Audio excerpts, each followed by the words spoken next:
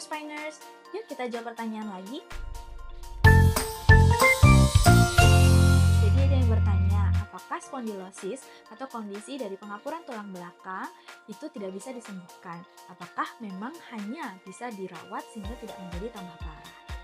Nah, jadi para prospiners perlu tahu, terjadinya pengapuran dari tulang belakang itu disebabkan karena adanya kondisi degenerasi atau seiring usia. Ya, jadi seiring kita bertambah usia, maka proses penuaan itu secara natural terjadi. Pada struktur apa sih terjadinya penuaan itu? Terjadi penuaan pada tulang belakang, segmen tulang belakang, dan juga bantalan sendi atau diskus intervertebralis. Nah, di sini juga ada persendian ya di antara segmen-segmen itu yang disebut sebagai facet joint. Itu pun juga bisa terjadi pengapuran, di mana sendinya bisa terjadi aus karena jadi pemakaian dan juga gerakan yang terlalu berlebihan.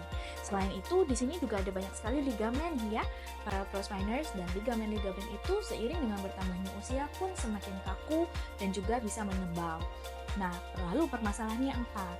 Kalau kondisi spondilosis itu sebenarnya natural pasti terjadi, namun tidak selalu kondisi spondilosis itu menyebabkan keluhan. Yang sering-sering, kalau kondisinya sudah terlalu lama dibiarkan, kemudian ada biomekanik yang kurang baik, postur tubuh yang kurang baik, maka itu bisa menyebabkan keluhan yang biasanya awalnya adalah nyeri, ya.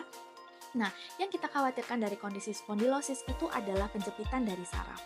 Jadi kalau prospiners lihat di sini ada tempat keluarnya akar saraf, ada celah di sini.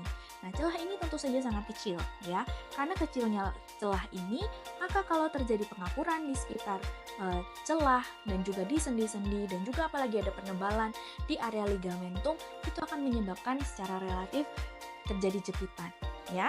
Belum lagi kalau ditambahkan adanya kurva. Kalau misal ada skoliosis atau ada hiperlordotik, terlalu degek begitu ya, ada kurva-kurva yang kurang mendukung secara biomekanik, maka akan menyebabkan terjadinya jepitan.